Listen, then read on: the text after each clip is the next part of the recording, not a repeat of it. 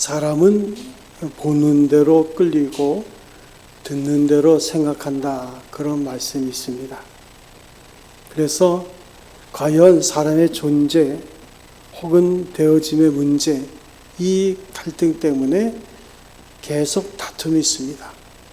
그러니까 리더십에 대한 문제도 태어나면서 주어지는 거냐, 아니면 환경이 그를 만드는 거냐, 여러 가지 두 가지 문제를 가지고 계속 생각합니다.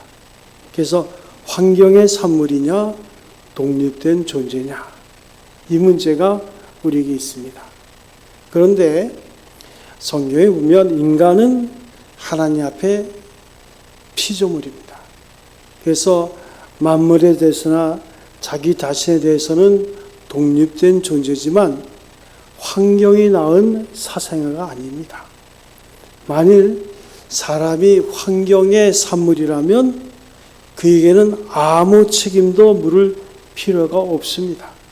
그러나 우리가 책임을 물어야 되고 책임을 져야 되고 책임으로 괴로워야 하는 것은 인간의 존재자이기 때문입니다. 그래서 창세기 1장 28절에 보면 하나님께서 하나님의 형상대로 인간을 지으시되 생육하고 번성하고 땅에 충만하라. 그리고 땅을 정복하고 하나님이 지은 모든 것을 다스리라 말씀합니다. 환경을 따라가는 것도 아니고 또 그렇다고 해서 환경의 산물로 살라는 것도 아닙니다. 오히려 그 환경을 다스리고 만물을 지배하라. 이것이 우리를 향하신 하나님의 뜻입니다. 다시 말해서 내가 가난하니까 악해도 된다. 그럴 수 없습니다. 내가 부자니까 교만해야 된다. 이건 통하지 않는 얘기입니다. 나는 고독하니까 원망해도 된다. 아닙니다. 역시 잘못된 생각이에요. 내가 물건을 도둑 맞았으니까 남의 물건을 도둑할 수 있다. 내가 미움받았다고 남을 위한 권리는 없습니다. 이것이 인간 존재의 자표입니다. 사회의 사생아가 아닙니다. 그래서 우리는 남에게 책임을 전가하려 할 때에 더 깊이 괴로움을 느끼게 되는 거예요. 가끔 사람들이 다투는 모습을 볼 때 본래는 나는 나쁜 사람이 아닌데 너를 만나서 내가 이렇게 됐다. 착각하지 마세요. 내 성격이 당신 때문에 이렇게 못쓰게 됐다고? 이건 한낱 핑계에 불과합니다. 그게 제가 목회 삼장 하다 보면 가장 큰 문제가 그거예요. 저 사람 때문에 내가 이렇게 됐다고. 본래 그 사람이 그런 거예요. 항상 상대적인 겁니다. 내 문제는 끝까지 내 문제예요. 환경 탓으로 돌릴 수가 없는 거예요. 설사 그렇다 된다 해도 양심으로도 자유할 수 없습니다. 그래서 하나님의 사람은 바른 안목을 지녀야 되는 거예요. 바른 통찰력을 가지고 있어야 됩니다. 바로 듣고 바로 보고 바로 말해야 되는 게 이게 신앙생활이에요. 신앙생활을 바르게 한다는 것, 성숙하게 한다는 것, 들을 수 있는 귀가 있는 거예요. 볼 수 있는 눈이 있는 거예요. 그리고 바르게 말할 수 있는 입술이 있는 거예요. 오늘 성경 거슬러 올라가다 보면 예레미야에게 하나님이 말씀하십니다. 이제 그 말씀할 때 예레미야가 뭐라고 말하냐면 하나님, 나는 어린 아이입니다. 말할 줄을 알지 못합니다. 그때 주님께서 말씀하시기를 너는 스스로를 어린 아이라 하지 말라. 나는 어린 아이처럼 아무것도 모릅니다. 그저 따라갈 뿐이다 하는 예레미야에게 하나님은 지시하기를 너희는 아이라 하지 말라. 내가 가라는 곳에 가서 내가 하라는 말을 하라. 우리는 좀 더 깊이 보는 안목을 지녀야 되는 거예요. 우리 자신을 우리가 어떻게 평가합니까? 내가 나를 만들었습니까? 내가 나의 창조자입니까? 그런데도 우리는 항상 내가 나를 판단해요. 나를 나보다 더 잘하신 분이 하나님이십니다. 그래서 신경성 정신질환 500가지를 연구한 결과에 따르면 병의 원인이 외적 과로에 있는 것은 겨우 2%에 지나지 않고 이 연구 결과에 무엇을 말해주는 거예요? 병의 원인은 결국 그 개인의 문제라는 거예요. 외적인 환경의 탓이 아니라 내 자신이 문제라는 거예요. 돈 때문도 아니고 누구 때문도 아니고 문제는 내 자신이라는 거예요.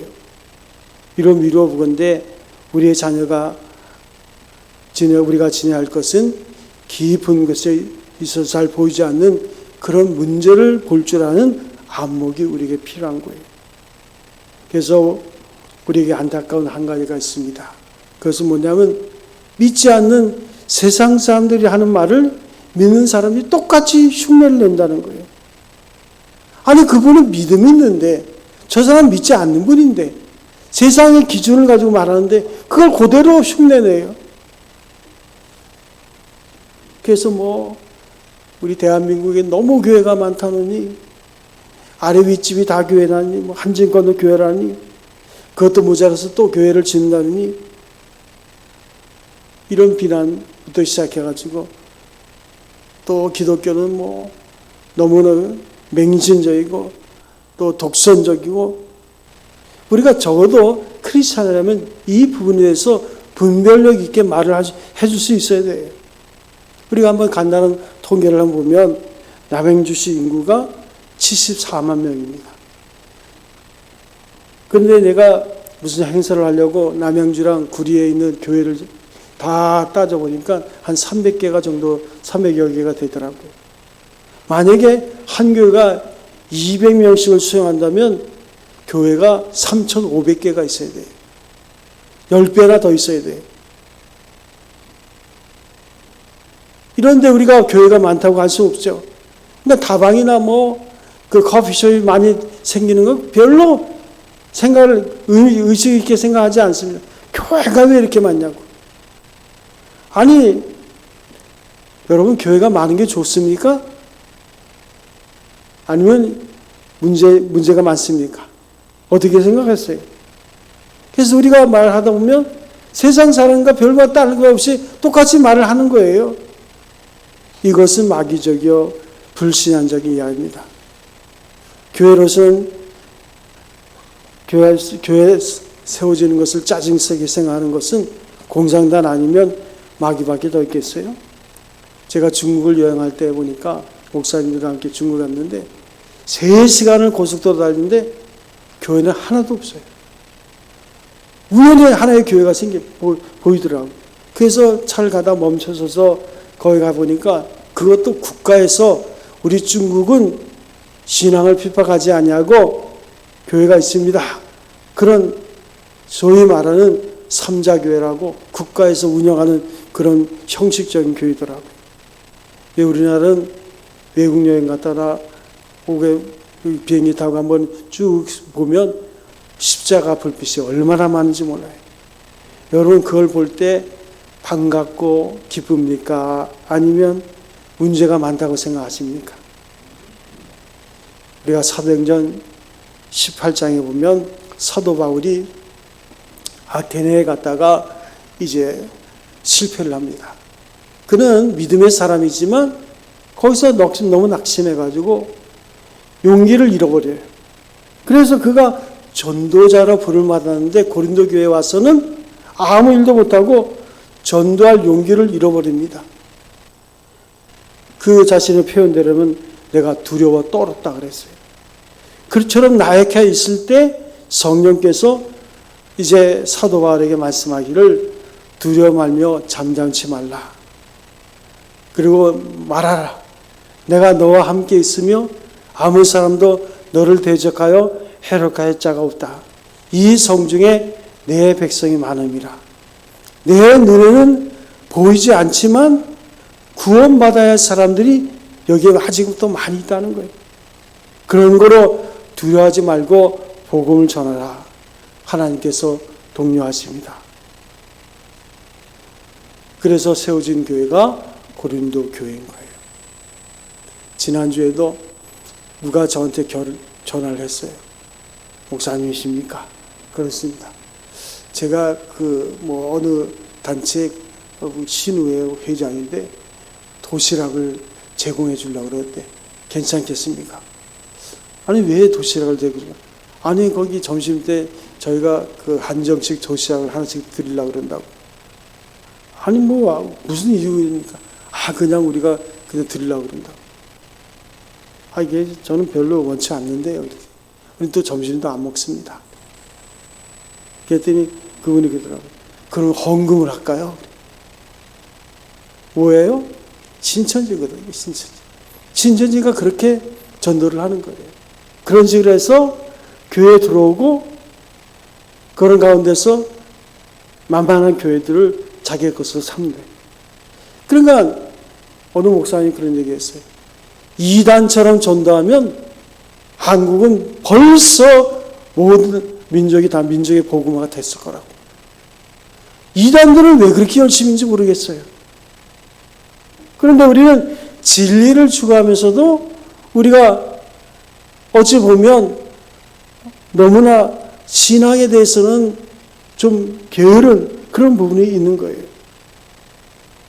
여러분, 여러분의 가정에서 여러분이 한 가정의 가장으로 우리가 인생을 삽니다.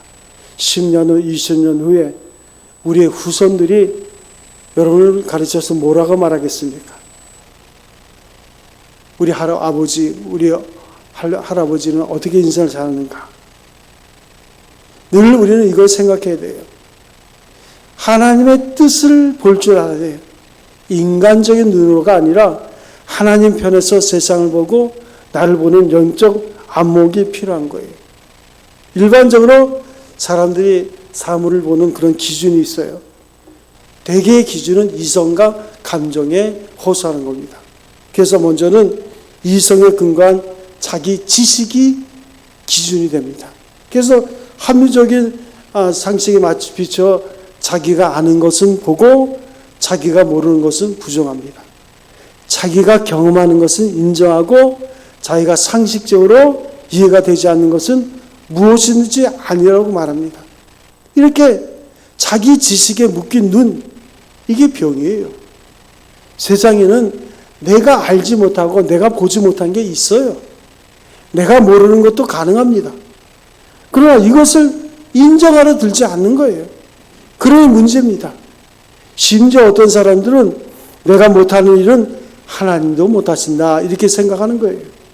아니, 내가 못한다고 다른 사람도 못합니까? 문제는 나에게 있는데 자기 지식에 근거한 진화적 이성적 판단이 사람의 생각을 이렇게 어리석게 만들고 눈을 흐려놓는 거예요. 또 어떤 사람은 자기 감정의 노예가 되는 사람이 있습니다. 그런 사람도 문제를 바로 볼 수가 없어요. 이러한 사람은 모든 것을 기분으로 감정으로 보는 거예요. 다시 말해서 나와 친한 사람은 다 좋고 내 마음에 들지 않는 사람은 다 나쁜 거예요. 내가 문제인 걸 몰라요.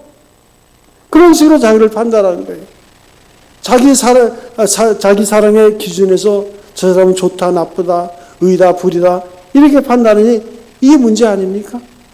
그렇다면 진실을 진실로 바라볼 수 있는 눈은 어떤 것인가? 그것은 바로 믿음의 눈이에요.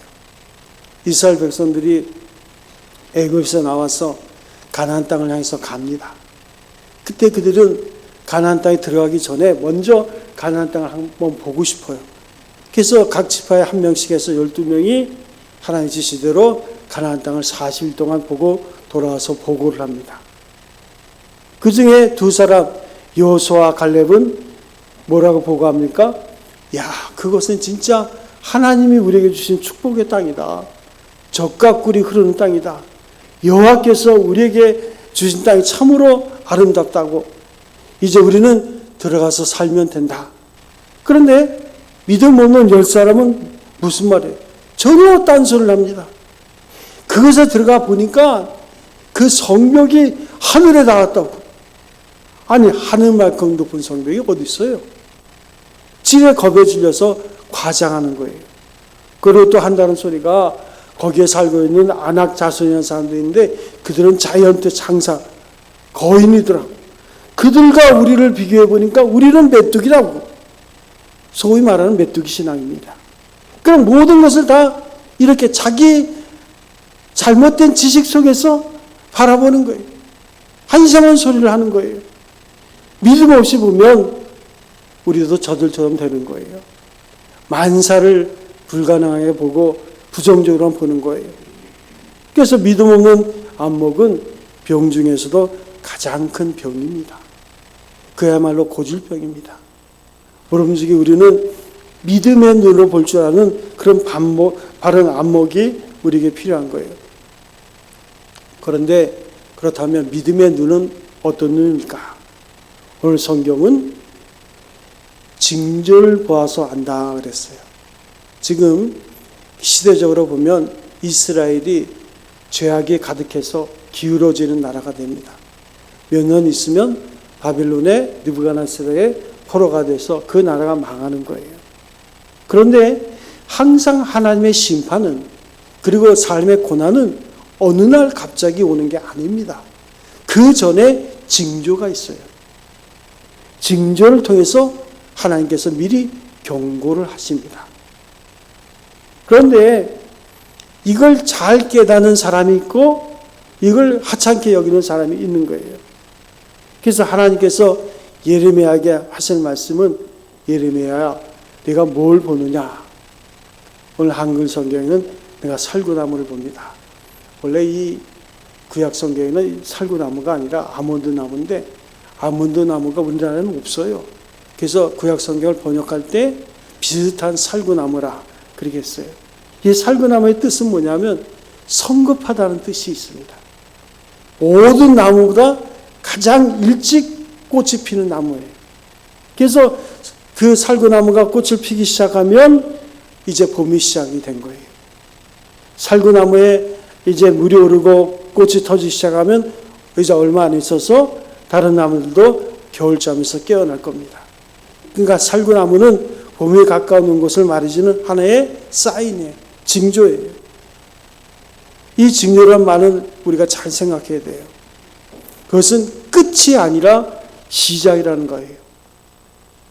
연세 많은 분들이 가끔 이런 말을 합니다.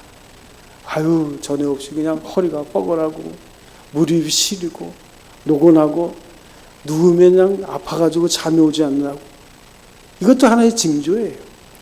무슨 신호입니까? 늙었다는 신호예요. 앞으로 더 쇠약해질 겁니다. 그러다가 언젠가는 아주 쉬게 될 것이고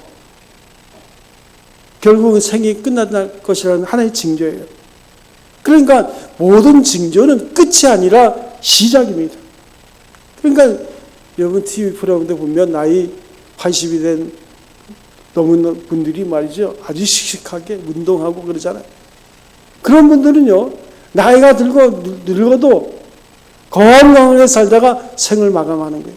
그런데 징조를 무시하고 그냥 아이 괜찮아. 그래 아무렇게 살다는 그냥 아무렇게 살게 되는 거예요.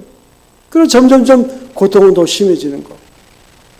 그래서 예수께서 마태복음 24장 25장에 보면 심판에 대해서 하나님께서 말씀하실 때 하나님의 심판이 임하기 전에는 전쟁이 있고 재난이 있고 기근이 있고 사랑이 식어지리라. 무서운 환난을 말씀하시는 거예요. 그러나 이것이 마지막이 아니니라. 큰 환난, 깜짝 놀란 환난이 있겠으나 이것은 재난의 시작에 불과하다는 거예요. 징조에 불과하다는 거예요. 여러분 우리나라에도 많은 사건들이 있지 않았습니까? 요즘도 보면 대통령이 그냥 미국에 가서 그 의회에서 영어로 연설하는데 얼마나 준비했겠어요. 원고도 안 보고 하려면 아무리 뭐 서울대를 나왔고 뭐 공부를 잘했다 할지라도 많은 준비를 했을 겁니다. 그런데 우리나라 형편은 보세요. 지금 부채가 1,000조 원이에요. 작년에 그 전 정권에서 벌써 400조 원 썼어요. 우리가 정신 차리지 않으면 더 끔찍한 일들이 생기는 거예요. 이런 징조를 보고 아 이거 안 되겠다. 우리가 모든 걸 우리가 절약하고 그런 운동을 우리가 벌여야 되는데 지금 우리가 그렇게 합니까? 다 아니라잖아요. 몇몇 그냥 정치가들만 그냥 뭐 이래서는 안 된다 하고 그냥 동분서주하는데 우리는 그냥 뭐 안일하게 뭐 그냥 지나가면 되겠지. 천만의 말씀입니다. 더 심하게 악화될 수가 있는 거예요. 똑같아요. 가정경제나 내 개인의 삶도 마찬가지예요. 이런 징조나 사인이 있을 때 이 사건들을 우리가 준비하지 않으면 그냥 액땜으로 지나가는 것이 아니라 본격적인 환란이 시작된다는 거예요. 이를테면 어떤 사람이 죄를 짓고 오늘 벌받는다고 생각해 보세요. 그 벌로서 끝나는 겁니까? 그 벌 다 받고 나면 상이 기다릴까요? 아니에요. 지금 받는 벌은 영원한 형벌의 징조에 불과합니다. 앞으로나 일어날 일의 본체예요. 그때 정신 차리고 돌이켜야 되는데 돌이키지 않으면 엄청난 진저가 임하는 거예요. 엄청난 심판이 임하는 거예요. 국가적으로나 사회적으로나 개인적으로나 어떤 어려운 일을 당하고 있습니까? 얼마나 참기 힘든 환난이 있습니까? 그것은 재난의 징조예요. 앞으로 있을 큰 사건에 대한 징조가 나타나고 있는 것입니다. 사랑하는 성도 여러분, 구약 성경에 보면 아주 미련한 사람 한 사람이 있어요. 그 사람이 누구냐면 그 이집트의 왕, 애굽의 왕이었던 바로입니다.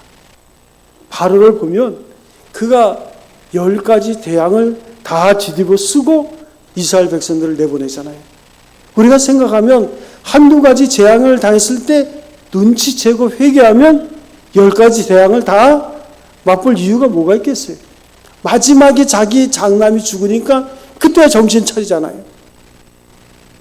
미련하기 짝이 없는 사람이에요. 전에 어떤 분이 포스코에 임원으로 있는 분인데 나이가 꽤 들으셨어요. 그분이 그러더라고요. 목사님, 제가 고백할 게 있습니다. 제가 이렇게 요즘 새벽기도 열심히 나오고 신앙생활 한 게 또 계기가 있습니다. 딸이 둘인데 어느 어쩐 일이 자기가 골프에 빠졌대요. 그래가지고 뭐 주일 예배도 안 드리고 그냥 골프에 빠져 사는데 그 아내가 아유 당신 신앙생활 제대로 해야지. 그런데도 그냥 정신 안 차리고 그냥 한번 빠지니까 정신이 없더래요. 그러다가 둘째 딸이 죽었다는 거예요. 그때 정신이 바짝 나더라는 거예요. 그래서 그분 저희 전에 우리 교회 나오지는 않지만 새벽 예배마다 얼마나 열심히 나온다. 제가 저한테 그 식사를 사주시면서 그런 얘기를 하더라고요. 사람이 미련합니다. 꼭 무슨 일을 당해야지만 그때 사람이 돌이키면 참 많은 일을 잃어버리는데 이렇게 사람이 미련하다고. 그 연세 많은 분이 저한테 그런 얘기를 한대요. 이 바로 왕도 얼마나 미련해요. 끝까지 고집을 피우다가 네댓 번 재앙이 있으면 좀 정신 차리고 그러면 이스라엘 백성을 내보내면 그 정도까지 돼야 했을 텐데 10가지 재앙을 다 뒤집어 쓰고 마지막 자기 장남이 죽으니까 그때야 이스라엘 백성을 내보내잖아요. 이게 바로 왕만의 문제는 아닙니다. 가만히 보면 어떤 사람은 평생 매를 맞는 사람이지. 10번 정도가 아니라 100번, 1000번 두고 매를 맞아도 정신 차리지 못하는 그런 사람들이 있는 거예요. 그게 죽을 때 다 모아놓고 가족들 다 모아놓고 마지막 유언한다는 게 기껏 한다는 게 뭐예요? 술 마시지 마라. 깍 하고 죽는 거예요. 평생 그렇게 살다가 그렇게 불쌍한 인생으로 끝나는 거거든요. 우리는 아닙니다. 여러분 이 사실 잊지 마세요. 우리는 하나님의 심판을 바라볼 줄 아는 눈이 있어야 돼요. 하나님께서 예레미야에게 물으십니다. 네가 무엇을 보느냐? 끓는 가마를 봅니다. 그 면이 북에서부터 기울어졌습니다. 무섭게 부글부글 끓는 가마가 북에서 남으로 기울어졌어요. 이건 무서운 징조입니다. 북바벨론이 이제 결국은 유대를 점령할 것에 대한 하나의 징조예요. 그런데 하나님의 심판이 목적이 아니에요. 그 심판을 통해서 하나님께서 하나님의 사람들을 구원하기 위한 하나님의 계획이 있는 거예요. 그래서 요한계시록을 보면 엄청난 심판에 대한 재앙이 있습니다. 얼마나 사람들이 괴로움을 당하는지, 얼마나 많은 사람들이 죽음을 당하는지 그 죽음의 피가 강물로 흘러갈 정도예요. 그러면 요한계시를 우리에게 두려움을 주기 위해서 기록된 거예요? 아니에요. 그 심판 중에도 하나님은 택한 백성들을 사랑하시고 구원하시는 거예요. 그래서 마지막 심판 때에 순교를 각오한 전도자들이 나타나요. 그들은 순교를 각오하고 복음을 전합니다. 우리 앞에는 하나님의 심판이 있습니다. 그것을 알면서도 불의 길을 고집한다면 반드시 사고가 나오는 거예요. 하나님의 심판이 나타나야 우리가 그때 가서 정신 차리면 늦는 거예요. 하나님의 심판을 보지 못하는 자에게 하나님의 긍휼은 가려지는 법입니다. 찬송에 이런 찬송이 있어요. 그날이 도적같이 임할 줄 너희는 모르느냐. 근데 이 찬송은요, 정확하게 부르면 준비한 자에게는 그날이 도적처럼 임하지 않습니다. 준비하지 않은 자에게만 그날이 도적처럼 임하는 거예요. 여러분이 당하는 고난과 그것이 갑자기 왔습니까? 그렇지 않아요. 항상 경고를 하나님이 하셨습니다. 그 경고에 정신 못 차리면 그날이 도적처럼 우리에게 오는 거예요. 갑자기 임하는 거예요. 하나님께서는 모든 죄악을 징계하십니다. 오늘 본문의 말씀 보면 이제 결국 하나님께서 이스라엘 백성들의 죄악이 극에 달해서 결국은 바벨론의 느부갓네살 초대 왕을 통해서 그 나라를 심판할 것에 대한 것을 경고하십니다. 그 경고 속에는 하나님의 심판이 담겨져 있어요. 그러나 우리가 요나서를 보세요. 하나님께서 요나를 통해서 니느웨에 가서 복음을 전파하라. 너희가 얼마 후에 망할 것이다. 선포하라. 그때 그 잔악한 니느웨 백성들이 그 말을 듣고 다 회개했잖아요. 하다못해 짐승까지도 해야겠다. 가축까지도 해야겠다 그랬어요. 금식한. 그때 하나님께서는 그 심판을 물으십니다. 다시는 심판하지 않은 거예요. 경고는 말 그대로 경고예요. 그 경고를 받아들이는 자에게는 지혜가 생기는 거예요. 하나님은 죄를 타켓으로 회개할 때까지 화살을 쏘십니다. 그러나 죄를 징계하시지만 죄는 미워하시지만 죄인은 사랑하시는 겁니다. 그래서 징계 속에 하나님의 구원이 있고 당신 백성에 대한 그의 사랑이 나타나는 거예요. 하나님의 심판은 죄를 지고 죄인을 구원하시는 거예요. 그래서 말씀하십니다. 그들을 인하여 두려워 말라. 믿음으로 사는 사람은 결코 재앙을 두려워하지 않습니다. 심판을 미워할 필요가 없어요. 왜요? 언제든지 우리가 마음을 회개하면 아무것도 아니에요. 하나님께서 원하는 바는 바로 거기에 있는 거예요. 회개라는 게 뭡니까? 우리의 삶의 방향을 바르게 갖추는 거예요. 그리고 죄가 우리 속에 머물지 않도록 죄를 토해내는 게 회개예요. 하나님께서 원하시는 바가 거기에 있습니다. 그래서 12절에 보면 이는 내가 내 말을 지켜 그대로 이루려 함이라. 모든 것이 하나님의 말씀을 이루는 것이라고 두려워하지 말라 말씀하십니다. 여러분 이집트에 가면 피라미드라는 게 있습니다. 고대 공항과 황족들을 이제 봉한 일종의 무덤이죠. 그런데 언젠가 그 무덤을 발견했는데 4,000년 묵은 미라의 손에 주먹 속에 미랄이 나왔어요. 그 미랄 몇 개가 옥토에 떨어졌다고 생각해 보세요. 4,000년이에요. 아마도 온 세상을 덮고도 남았을 겁니다. 그러나 죽은 사람 손바닥에 지어진 미랄은 그대로 미랄 몇 개로만 남아있는 거예요. 죽은 자의 손에서는 역사가 이루어지지 않습니다. 생명력을 잊고 마는 거예요. 여러분, 우리는 어찌 보면 내 자신을 바라보면 미랄과 같이 보잘것없는 존재입니다. 그러나 살아계신 하나님의 손에 쥐어질 때는 마침내 놀라운 역사가 이루어지는 거예요. 여러분 이 세대를 보고 있습니까? 내가 당한 어려운 일을 보고 있습니까? 그것이 끝이 아니라는 것을 우리가 끝이라는 것을 보지 말아야 됩니다. 시작인 거예요. 땅에 있는 큰 재난의 시작이에요. 징조에 불과합니다. 오늘 여러분에게도 하나님께서 경고를 하고 계실 거예요. 그 경고를 가볍게 받아들이지 마세요. 그 경고를 무시하지 마세요. 그 경고를 무시하면 심판과 환난과 그 모든 것에 우리는 결국 노출될 수밖에 없는 거예요. 그런데 한 가지 기억하세요. 하나님이 왜 그런 경고를 하실까? 그것은 징계를 통해서 우리를 구원하시고자 하는 하나님의 사랑이 있는 거예요. 하나님이 여러분과 저를 사랑하신 줄로 믿습니다. 십자가에 죽기까지 여러분을 구원하셨잖아요. 여러분의 인생은 가치 있는 인생이에요. 그냥 이렇게 대강 살도록 우리를 부르신 게 아닌 거예요. 늘 우리가 마음을 하나님께로 돌이키기를 하나님께서 원하시는 거예요. 우리를 통해서 구원의 그 기쁨을 누리기를 원하시는 거예요. 하나님은 이스라엘 백성들을 회개시키기 위해서 바벨론의 느부갓네살 초대 왕을 회초리로 쓰십니다. 그래서 결국은 70년 포로 생활을 그들이 하게 되는 거예요. 그러나 바벨론이라는 나라는 역사 속에 사라지지만 이스라엘은 끝까지 하나님이 책임지시고 바벨론 포로 이후에 다시 회복시키시고 그 후손 가운데 그리스도 예수가 와서 하나님의 나라가 이루어지는 것을 봅니다.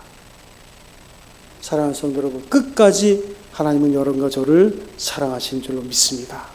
그 하나님의 손길을 볼 줄 알아야 돼요. 내가 나를 사랑한 것보다 하나님이 나를 더 사랑하시는 거예요. 환경을 탓하지 마세요. 그 누구를 탓하지 마세요.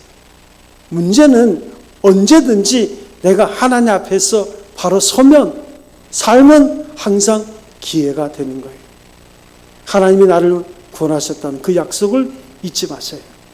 십자가의 사랑을 볼 줄 알아야 됩니다. 하나님이 인간의 몸을 입고 이 땅에 오셔서 우리를 사랑하시기까지, 죽기까지 사랑하셨다는 것. 그만큼 우리는 가치가 있습니다. 주님은 오늘 본문에 말씀하십니다. 내가 너로 견고한 성읍이 되고 새구덩이 되고 놋 성벽이 되게 하리라. 그들이 너를 치나 이기지 못할 것이요 이는 내가 너와 함께하여 너를 구원할 것입니다. 여호와의 말이니라. 사랑하는 성도 여러분, 임마누엘 하나님께서 여러분과 함께 동행하신 줄로 믿습니다. 우리 안에 영으로 거하시고 세상 끝날까지 함께 하심으로 이제 우리의 남은 생애를 통해서 하나님의 살아계시고 역사하심을 증거하고 간증하는 성도 여러분 되시기를 주님의 이름으로 축원드립니다.